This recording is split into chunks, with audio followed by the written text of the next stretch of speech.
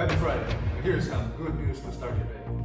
A lion has been found safe and alive in Chad National Park. It was believed to be extinct there for 20 years. It was a lioness, and it gives hope for a new population. Up next, in sports, Jimmy Butler destroys the Milwaukee Bucks led by Giannis Antetokounmpo in 5 games.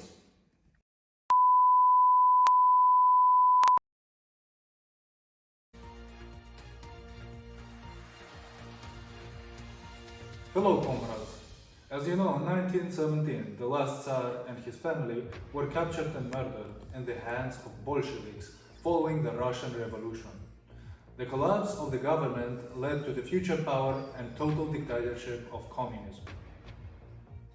Alleged granddaughter of Maria Romanov, daughter of the last Tsar of Russia, Tsar Nicholas II, Katya, came from the US to Russia.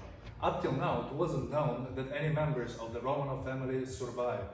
She has a divine rule right to be the head of Russia. What will happen next? Will Putin pass his power to the new royal leader of Russia? Vladimir Putin, leader of Russia. Excuse me, interview. No interview, no. Excuse me, sir. Putin. Я думаю, ему можно позволить взять у нас интервью. Давайте, пройдем. We possess a copy of an interview with current, past, and future president of Russia, Vladimir Putin. Wow, great news, man. Such a successful day out here in the market. It do be.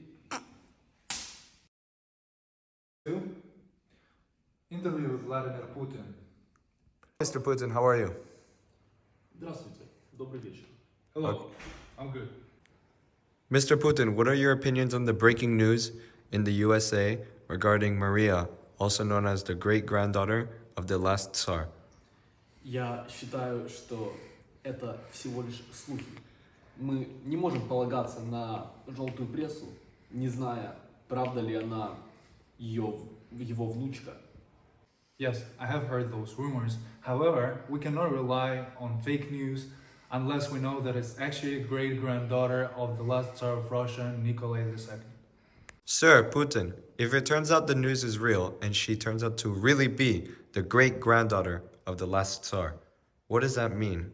And will you pass the power on to her? Это не этический вопрос в данной ситуации. В данной ситуации мы больше разговариваем не о фактах, а о действиях. Если бы она реально являлась внучкой великого царя Николая II, а как мы знаем, царь был не очень хорош в своем правлении, поэтому и случилась Великая революция большевиков. Как вы думаете, как бы смогла править его внучка? Она была бы лучше меня? Я не думаю. Поэтому, если правда выяснится, что она внучка Николая II, мы будем смотреть, достаточно у нее ли качеств, чтобы перенять мою нелегкую работу правления России. It doesn't depend on me. The Russian nation can decide who it wants to be their president in democratic elections. Second of all, let's all remember that Tsar Nicholas II wasn't the greatest emperor of Russia. That's why the revolution has happened. And you really think she can be better than me? I mean, there is not a single leader who can be as good as me in ruling this country and this nation. Thank you. Last question. Is it possible that... Нет, мы заканчиваем интервью. No Слишком more много interview, вопросов. no more interview. Too many questions. Американцы, No, мы no. вас захватим, Americans. мы убьем их. You're next.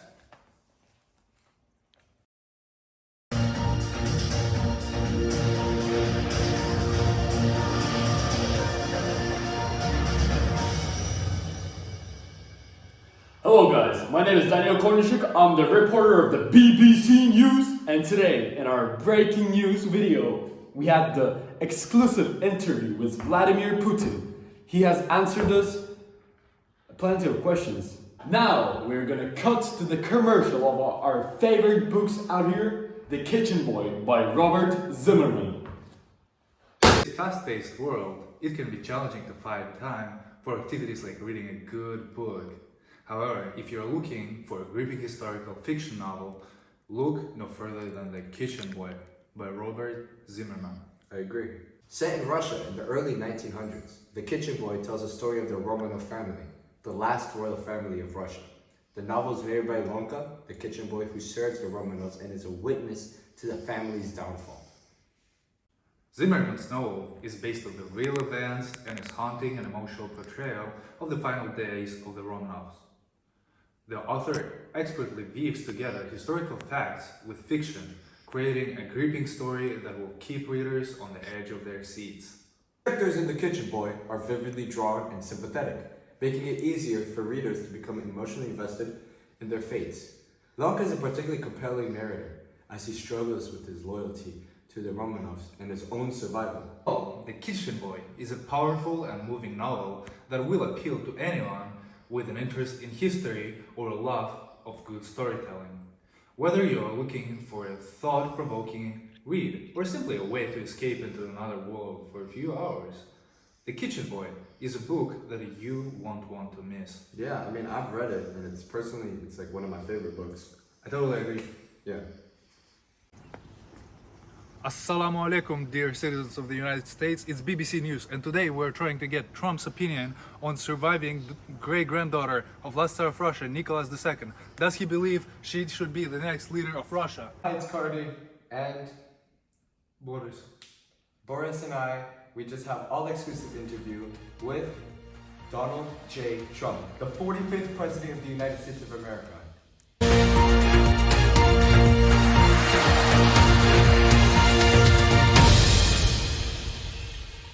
Let's go.